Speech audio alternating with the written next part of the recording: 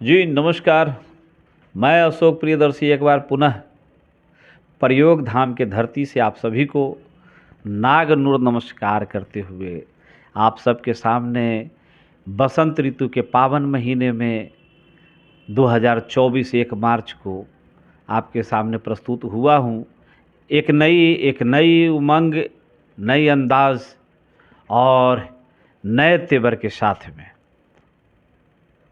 प्रयोग धाम में आज बैठे तो ज़रूरी कुछ कोई खास बातें हैं जो आप लोग के लिए एक संदेश के रूप में है।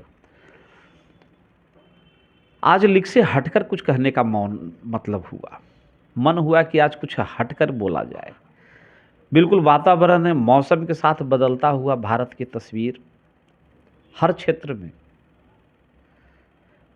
चारों तरफ विभिन्न तरह के रंग बिखेरती हुई भारत की अद्भुत कहानी चल रही है। और ये चलना कोई बहुत ही अद्भुत बात है कि प्रयोग धाम के नागनूर की कथाओं में जो कथानक 6 माह साल भर पूर्व 6 माह पूर्व जो लिखी गई हुई बातें हैं वो बातें बीत रही है। मैं बार बार कहता हूँ, प्रयोग धाम में आने के बाद में नास्ट्रेदामस जैसे लोगों की बार बार याद आ जाती है।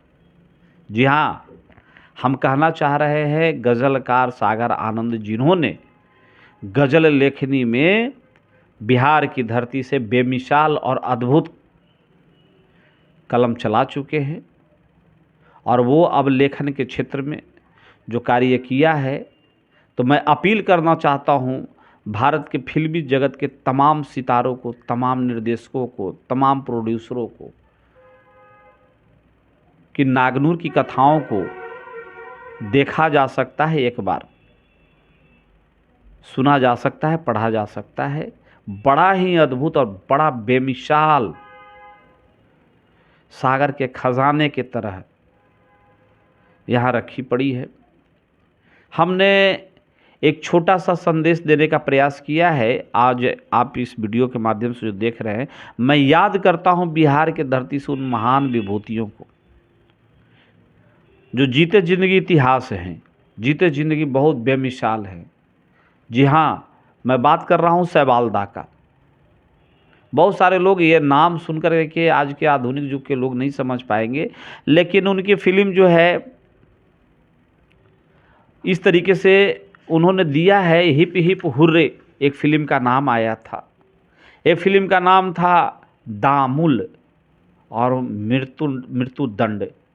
ये फिल्म ऐसी फिल्म हुई जो मील का पत्थर साबित हुआ भारत के फिल्मी जगत में। उसके लेखक, उसके जो राइटर जो रहे, वो दामुल दा गया की धरती पर ही हैं। आपको याद है, आपका वह चेहरा, वह नाम जो अभी जीवंत है और बहुत ही बिहार के लिए गौरव के साथ नाम लिया जाता है, प्रकाश झा साहब का।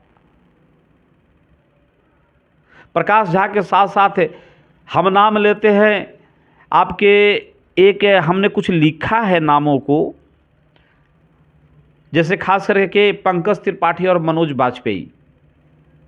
ये दो ऐसे व्यक्तित्व जो बिहार के लिए तो गौरव की बात है, लेकिन भारत की धरती पे फिल्मी जगत में अपनी अमिट छाप छोड़ रखे। हम ये नाम क्यों ले रहे हैं इसके बारे में आगे मैं बताऊंगा। आपको देख रहे हैं कि बिहार की धरती से शत्रुघ्न सिन्हा, कहाँ उनकी कितनी सारी बातें कही जा सकती है। उनका एक एक अंदाज जो है आज कपिल शर्मा शो में भी आज गूंजता हुआ दिखाई देता है। चाहे कहीं भी कोई अगर कॉमेडी शो हो, चाहे कहीं कोई ऐसे बातें आती है, तो शत्रुघ्न सिन्हा की वो स्टाइल आज भी ये फनकार की आवाज़ आज भी आती है। शेखर सुमन आज नहीं रहे, मैंने इस रूप में कि उनका स्ट्रगल किया था, लेकिन आज वो एक स्टार, बेहतरीन और नायाब स्टार के रूप में हैं। आपके कुणाल साहब की बात कर ले, बिहार के गौरव, भोजपुरी का महान सितारा, जिनके अंदर कूट कूट करके शालीनता और सौम्यता के साथ साथ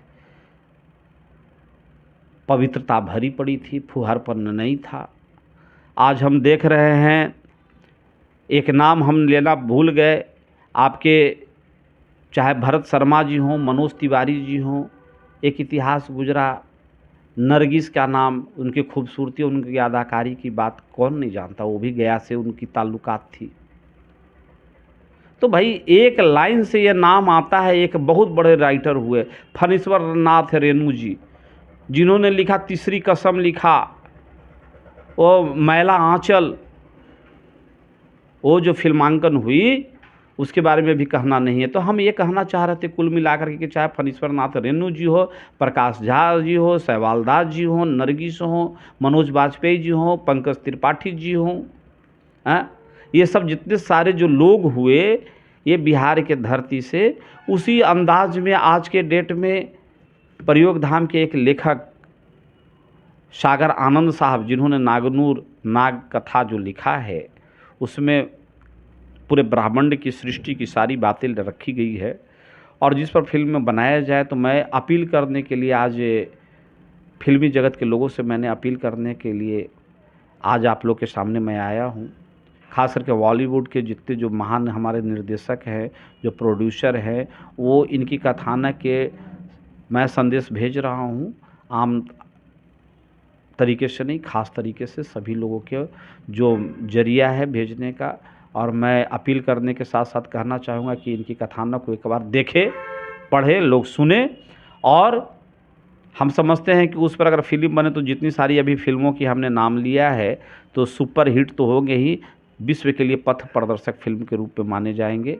मैं इन्हीं सब आशाओं के साथ मैं चाहता हूं कि सागर आनंद के प्रयोग धाम से लिखी गई कथाओं पर फिल्म बनाई जाए, उस पर विचार करने की आवश्यकता है। तो निश्चित तौर पर भारत नोबेल पुरस्कार के दरवाजे पे खड़ी दिखाई देगा इस नागनूर के माध्यम से।